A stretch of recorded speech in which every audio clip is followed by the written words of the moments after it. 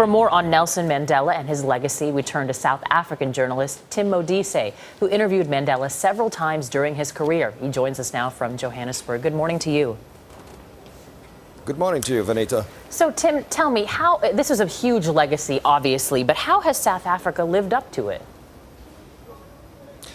Well, I think with stops and starts here and there, but the ideal that Mandela stood for is still very paramount, very prominent in South Africa, and that is why you see so many young people going out there to celebrate his life, because what Mandela sacrificed his life for is what we are all experiencing now here in South Africa, the freedoms, the democracy that we have, and probably it's something that around the world people might be wondering why the country is in such deep mourning but yet celebrating. It's because he's identified with the freedoms that we are enjoying now.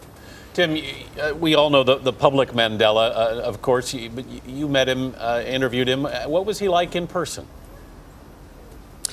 Mandela was an extremely confident man, very engaging, quite relaxed, and would make any person in any station of life feel quite comfortable in his presence.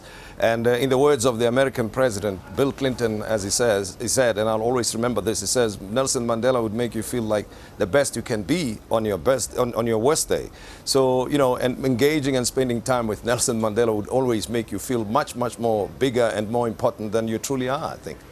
A lot of people have written about the African philosophy about human kindness, and a lot of people say that Nelson Mandela was really the personification of it. Tell us about that. I mean, what exactly is this philosophy?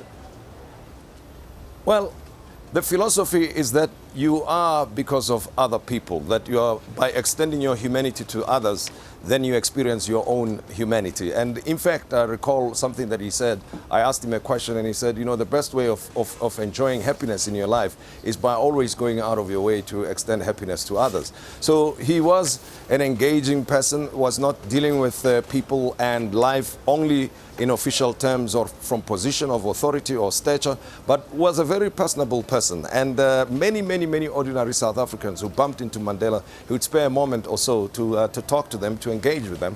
And for that matter, whenever he spoke about matters of state on television or in public events, he would speak from the experience of the people. So to a large extent, you know, every person in South Africa regards him as a family member. He's not just the person, the President Mandela, but Mandela, an individual who personifies what the South African spirit is all about, or should be about. Tim Modise in Johannesburg, South America. Thank you so much for being with us this morning.